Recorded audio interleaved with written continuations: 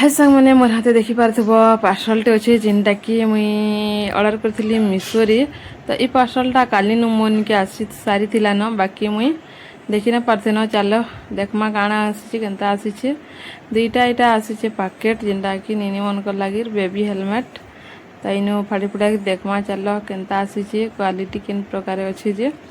तो इे देख एटा गुड़र सॉक्स आंठूर आईटा मुड़र हेलमेट जेनटा कि कहसन कि बेबी हेलमेट।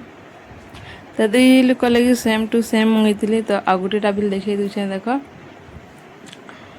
तो पिंक कलर सॉक्स आंठून जेनटा देवारटा आ बढ़िया सॉफ्ट भी लगुला भल लगुला। दुईकर हेलमेट भी पूरा सेम टू सेम।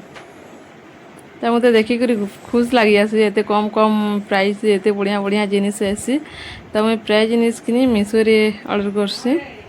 तो बहुत बढ़िया लगला मत आ मस्त अच्छे सिलाई बिल किनी हेना माने जतखतिया न पूरा बढ़िया अच्छे मस्त।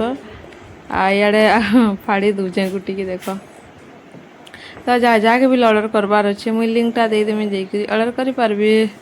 वीडियोटा भल लगला like comment share and subscribe करवार के नहीं भूलबे।